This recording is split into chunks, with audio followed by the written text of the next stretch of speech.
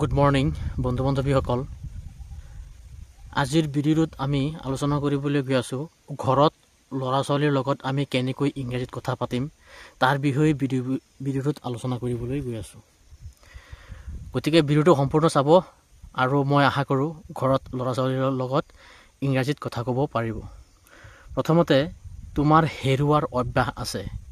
ধৰক আপুনি ল'ৰা ছোৱালীক যেতিয়া স্কুলত যায় তেতিয়া ধৰক কলম হেৰাই পেলাই বা কিবা কিবি হেৰাই পেলাই আৰু তেতিয়া আপুনি ক'লে তোমাৰ হেৰুৱাৰ অভ্যাস আছে। সেইটো আমি ইংৰাজীত ক'ম you have a habit of losing. You have a habit of losing মানে তোমাৰ হেৰুৱাৰ অভ্যাস আছে। এইটো নেহেৰুৱাবা। আপুনি ক'লে এইটো নেহেৰুৱাবা। সেইটো আমি ক'ম don't lose it. Don't lose it মানে এইটো নেহেৰুৱাবা।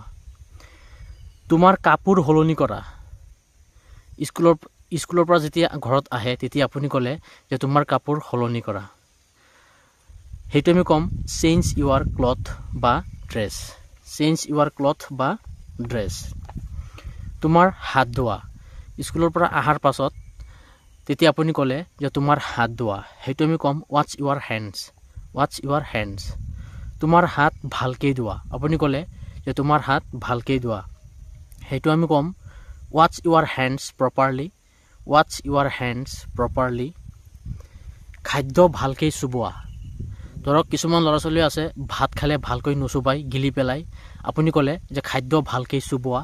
সেইটোক আমি ক'ম চিউ ইউৰ ফুড প্ৰপাৰলি।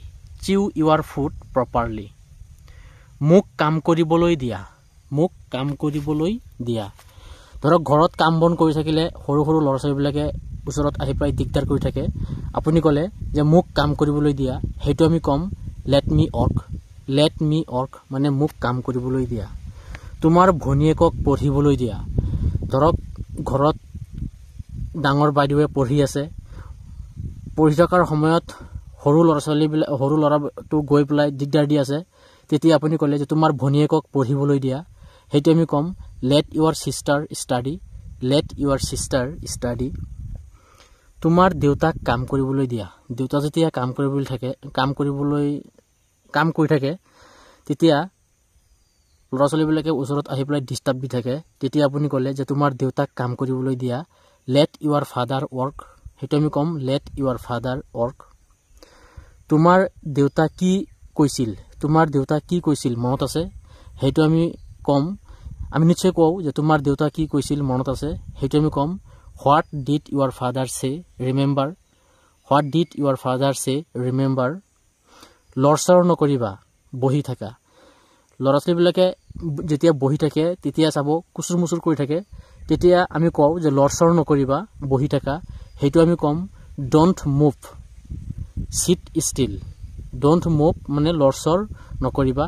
চিট ষ্টিল মানে বহি থাকা। তোমাৰ নখ নেকামুৰিবা। কিছুমান ল'ৰা ছোৱালী চাব নখ কামুৰি থাকে। সেইটো আপুনি ক'লে যে তোমাৰ নখ নেকামুৰিবা। সেইটো আমি ক'ম don't bite your nails. Don't bite your nails. গতিকে বন্ধু বান্ধৱীসকল আজিৰ ভিডিঅ'টো ইমানেই। ভিডিঅ'টো সম্পূৰ্ণ চাব আৰু ঘৰত ল'ৰা ছোৱালীবিলাকৰ লগত ইংৰাজীত কথা ক'ব।